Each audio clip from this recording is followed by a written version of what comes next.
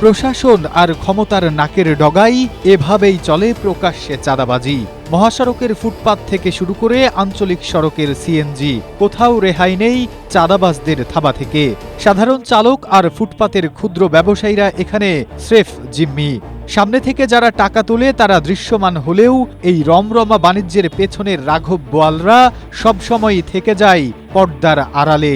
সাভারের হেমায়েতপুরের এই নৈরাজ্য দেখলে যে কারোরই মনে প্রশ্ন জাগতে পারে, এই মহাসড়কের আসল মালিক আসলে কে? সাভারের ব্যস্ততম হেমায়েতপুর বাস স্ট্যান্ড এলাকা। ঢাকা আরিচা মহাসড়ক ৮ লেনে উন্নীত হলেও তার সুফল মিলছে না সাধারণ মানুষের।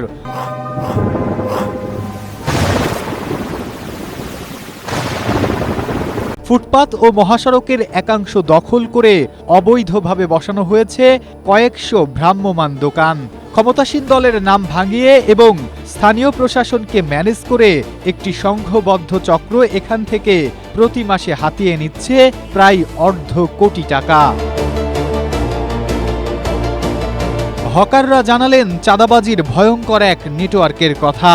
এখানে ফুটপাতে দোকান বসাতে কথিত নেতাদের অগ্রিম সালামি দিতে হয় 10 থেকে 30 হাজার টাকা, আর দোকান টিকিয়ে রাখতে ট্যানারি পুলিশ ফাঁড়ির নাম করে প্রতিদিন আদায় করা হয় 100 থেকে 500 টাকা পর্যন্ত।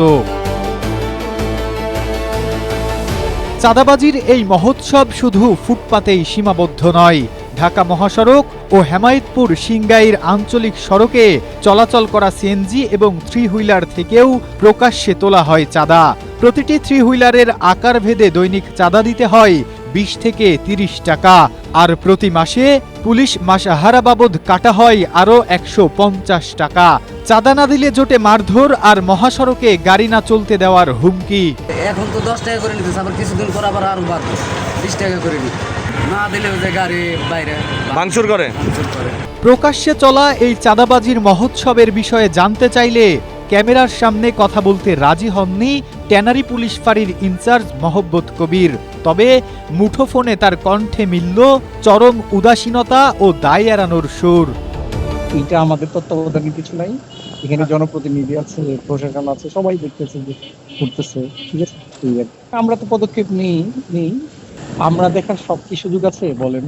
আমরা কি একটা দুইটা দায়িত্ব নিয়ে থাকি?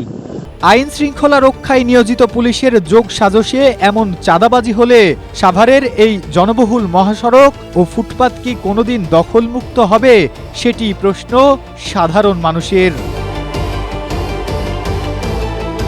Desk report, Asia post.